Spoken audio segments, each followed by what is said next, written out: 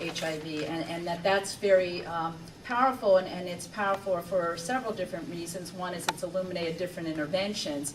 A second is it's allowed us to think about how do we prepare for other circumstances, and I would point you to the American Journal of Public Health this month that has an article on stigmatization, AIDS, and SARS, trying to think about, whatever the next incoming infectious disease is, what's going to construct the opportunities or the problems. In terms of the potential interventions that evolved in the context of HIV, and there's many, from the incredible visibility and incorporation of people with HIV/AIDS themselves in the mobilization and the framing of their needs and their care, to the active education of kids in the schools, et cetera. The truth is things have gotten better.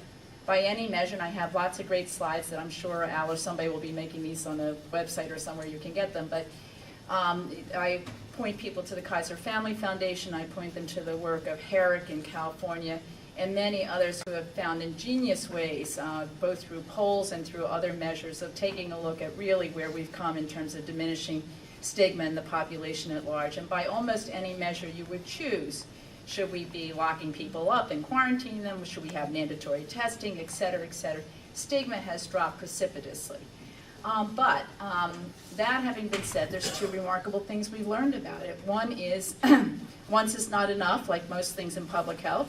And so the truth of the matter is, just like TB can recur, and it can come in multi-drug resistant arenas in the absence of having vigilant TB clinics in our public health settings, the truth of the matter is that there's been a sliding up in terms of people's sense of fear and prejudice and their increased tolerance for certain types of invasions of people's privacy who have HIV/AIDS. And that has occurred at a time that just crosses in terms of how we've diminished the money we put into education and making a change. So the truth is, the change, stigma has a persistence that requires our vigilance in the same way that the management of a recurrent of the actual infectious disease does itself. The other thing that has, come along with that is being able to, again, I would recommend you to Kaiser for seeing how beautifully measured some of these things have been.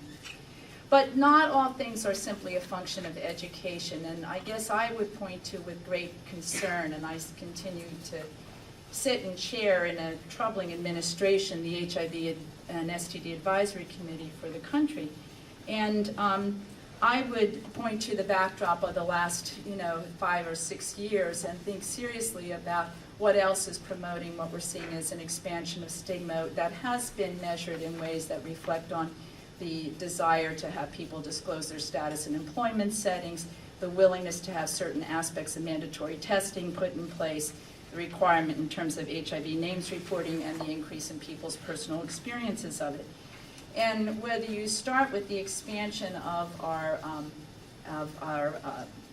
vigilance and concern around bioterrorism, emergency preparedness, and how anybody or anything could be a threat, and you expand to looking at what is the ongoing construction of sex and sexuality, drugs and drug risk, race and class in this country, you look at the experiences of Katrina, you think about how in the ways that HIV maps onto those demographics of the population and the ways in which we have located people in terms of their acceptance or not, we have continued to construct and expand the stigma that's associated with this disease. And I would say that the change making we made that happened largely in terms of information and awareness and promoting empathy did not actually get to the place of actually promoting the kind of normative change that we need that would appreciate difference and create another different kind of opportunity for limiting stigma. And so in that regard, I would argue that really the social construction of HIV stigma in this country continues. Its utility in terms of being the foible for other conservative and other agendas, whether it's about our perspectives of young people's sexuality, our perspectives about sexual orientation itself, our understanding of drug use and its risk, or in fact our appreciation of race, means that we have great fertile ground for continuing to see HIV-related stigma continue to promote concerns in the disease here as well as abroad. And I'm going to end because I think maybe there's a reason sometimes to to say to ourselves maybe two things. One is, oops, how do we get into Just say no. Just say no. Just say no. Yeah, there's the problem. Just say no. I mean, without being able to go through the whole presentation, I guess my thesis is that if we had moved beyond the issues of let's educate people and let's make them empathetic and said what we need to do is in fact change how we see one another, how we see our solidarity with one another across race and class and sexual orientation.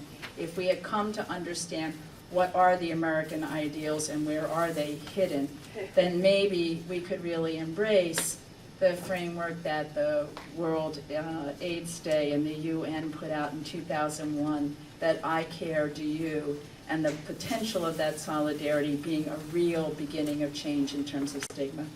And the rest of it's on, will be available in some way through Al. I'm getting you out of here before 5. I appreciate people's commitment to these important diseases, and have a nice evening.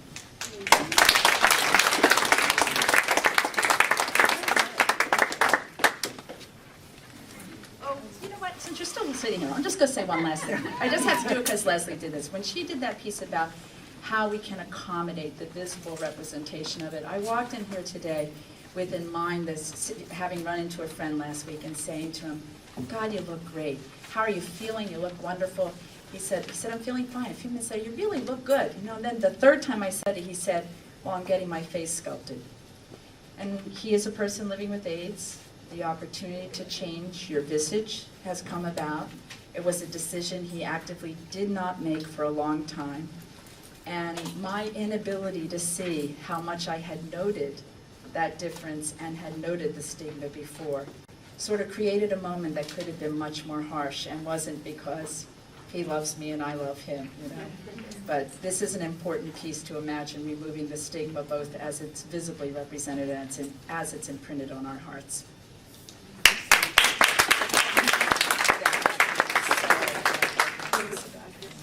Thank you all very much for being here.